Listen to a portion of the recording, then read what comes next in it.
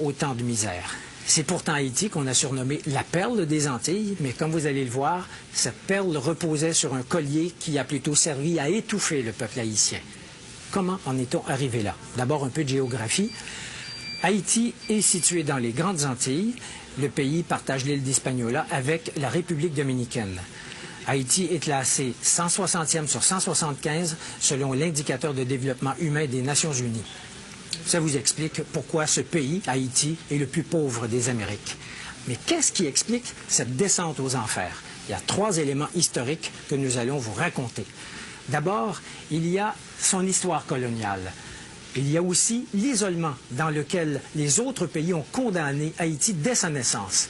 Et enfin, il y avait l'existence d'élites prédatrices qui n'ont jamais donné aucune chance au peuple haïtien. L'histoire coloniale d'Haïti se caractérise par une exploitation massive des ressources de l'île sans aucune considération pour ce qu'on appellerait aujourd'hui le développement durable.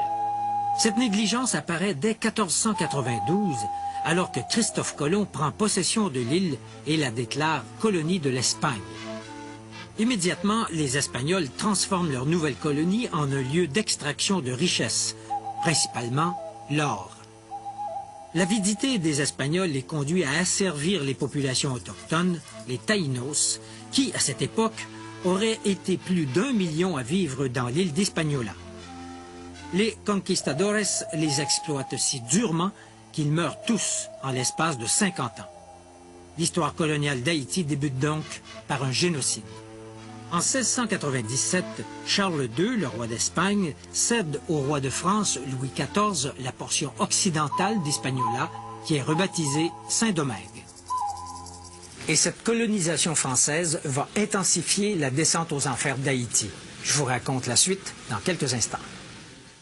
Je vous disais il y a quelques instants que la colonisation française a joué un rôle majeur dans le destin tragique d'Haïti. Voici comment ça s'est passé. Au 18e siècle, les Français installent à Saint-Domingue un système d'exploitation agricole qui est basé sur la culture du café et de la canne à sucre. Eh bien, à l'époque, la canne à sucre avait la même importance dans l'économie que le pétrole a aujourd'hui dans notre économie. Pour la France, Saint-Domingue, c'est le pactole. Les colons français de Saint-Domingue deviennent fabuleusement riches. C'est l'esclavage qui leur permet d'accumuler des fortunes. Entre 1697 et 1791, les bateaux négriers amènent, principalement de l'île de Gorée au Sénégal, plus de 860 000 esclaves. Une fois arrivés de l'Afrique, ces esclaves subissent un régime d'exploitation d'une brutalité incroyable. L'esclavage fait également surgir les premières divisions au sein même de la population noire. L'affranchissement de certains esclaves, souvent des enfants illégitimes des maîtres blancs, donne naissance à une élite, les mulâtres créoles. Les mulâtres se sentent supérieurs aux esclaves noirs et ne partagent pas leurs intérêts. Arrive 1791. La Révolution française bat son plein. Liberté, égalité, fraternité sont des principes qu'on veut étendre partout. Partout, sauf à Saint-Domingue, où les propriétaires des plantations y voient une menace au maintien du système esclavagiste. Cependant, les mulâtres et les Noirs affranchis souhaitent les voir établir ces principes dans l'île, mais pour eux seuls. Un chef, Toussaint Louverture, déclenche une rébellion extrêmement violente. Les rebelles battent les troupes de Napoléon Bonaparte et déclarent l'indépendance de la République d'Haïti le 1er janvier 1804. Haïti, ou Haïti, comme on disait à l'époque, c'est le nom que les indigènes Taïnos donnaient à leur territoire. Ça veut dire pays de montagne. Mais le prix payé par Haïti pour acquérir son indépendance est absolument astronomique. L'économie du pays est dévastée. Haïti aurait peut-être pu s'en sortir si d'autres pays avaient accepté de l'aider, mais ce ne fut pas le cas. Au contraire, épouvantés par l'idée absolument subversive à l'époque qu'une république soit dirigée par des Noirs, les puissances de cette époque isolent diplomatiquement et économiquement Haïti. 2 exemples de l'isolement d'Haïti.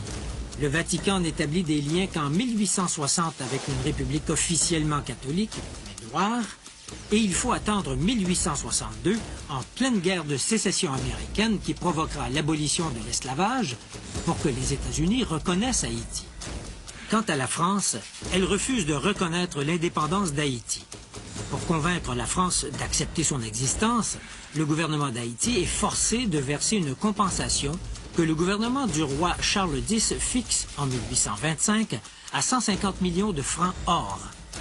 Même si cette somme est ramenée à 90 millions de francs or, c'est un coût additionnel asséné à l'économie d'un pays déjà à genoux. Haïti honore sa dette qu'elle finira de rembourser en 1938. Pour se sortir du gouffre, Haïti aurait eu besoin que ses élites proposent un projet de reconstruction nationale. Or, ça n'a pas été le cas. La nouvelle classe dirigeante, qui est formée de mulâtres créoles et des rares familles blanches demeurées dans l'île, perpétue l'exploitation des classes laborieuses, tout en interdisant à ces classes laborieuses, qui forment la majorité, l'accès au pouvoir.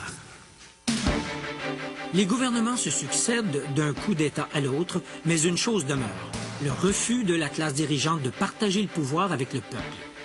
À ce cycle d'instabilité s'ajoute l'occupation par les Américains entre 1915 et 1934. Les Américains laissent aux Haïtiens un héritage empoisonné, une armée professionnelle haïtienne qui amplifie la répression.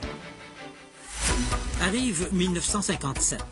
Cette année-là, un médecin noir, François Duvalier, joue sur le ressentiment de la population noire pour se faire élire président.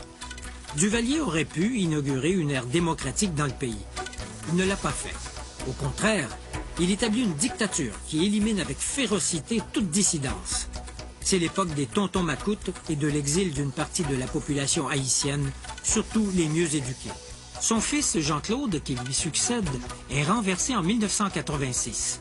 Mais la vraie démocratie n'est pas pour autant instaurée.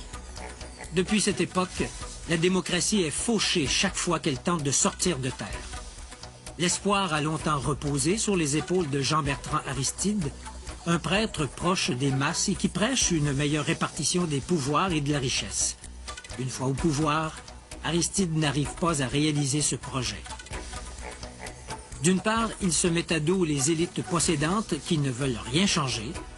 D'autre part, il sombre lui-même dans le moule de l'homme fort, du chef charismatique mais autoritaire qui ne partage pas le pouvoir et utilise la force pour se maintenir en place.